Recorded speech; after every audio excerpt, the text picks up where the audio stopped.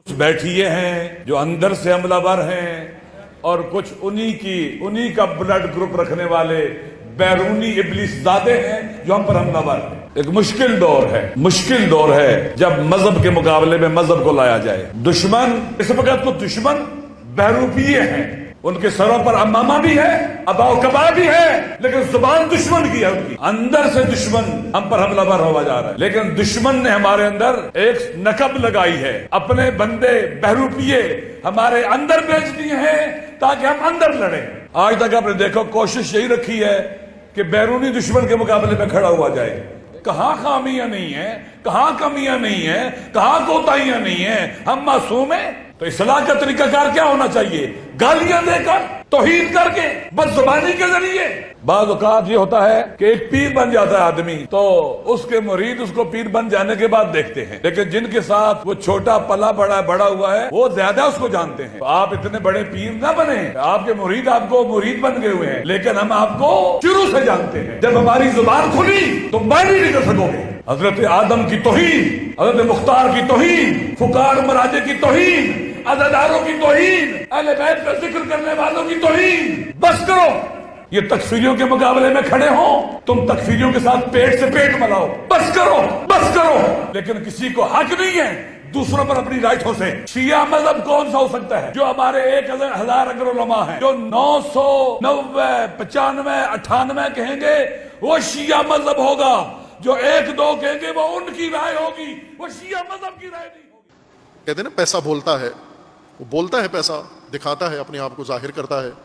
یہ کہاں سے بولتے ہیں؟ یہ بنو امیہ کی تفکر کھوپڑی میں رکھ کر زبان پہ شیعہ بن جانا، اس سے تو تشیع نہیں ہوتا۔ اگر تو نے شیعہ بننا ہے، علی کا شیعہ بننا ہے، تو اقدار بھی علی والی ہو، سیاست بھی علی والی ہو، اقتدار کی کوشش بھی علی والی ہو، اصول بھی علی والے ہوں۔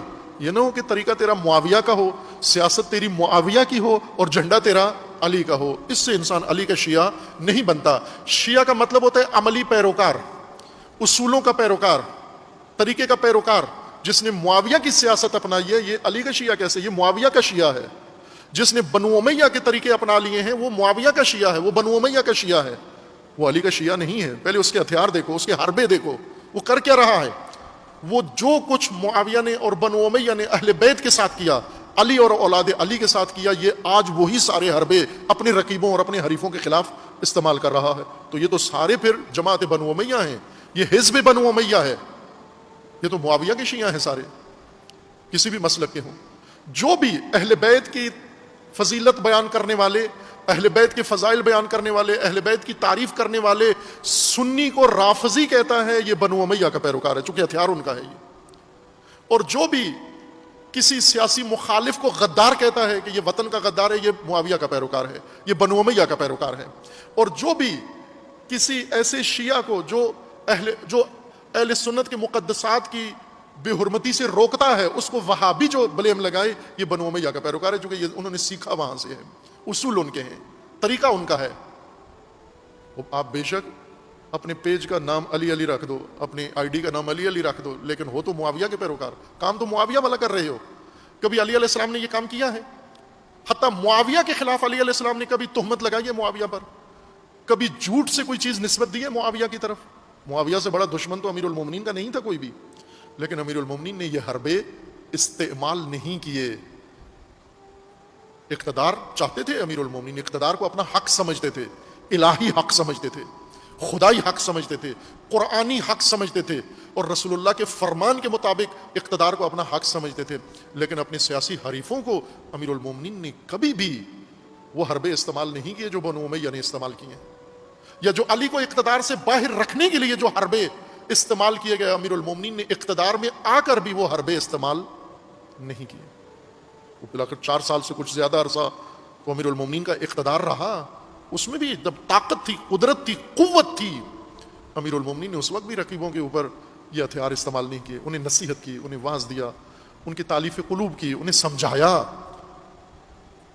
وہ ہٹ دھرم تھے، امیر المومنین کے سامنے آ جاتے تھے۔ امیر المومنین ان 3 جنگوں میں سے کسی جنگ پہ راضی نہیں تھے کہ یہ جنگ نہیں ہونی چاہیے، حتی المقدور کوشش کی کہ یہ قتال اور جنگ ٹل جائے، لیکن وہ علد الخصام، وہ بنو امیہ کے پراپوگنڈے کے نرغے میں اور چرخے میں آئے ہوئے لوگ پھنسے ہوئے تھے, گمراہ ہو چکے تھے, اس لیے وہ امیر المومنین سے لڑنے پر تلے ہوئے تھے.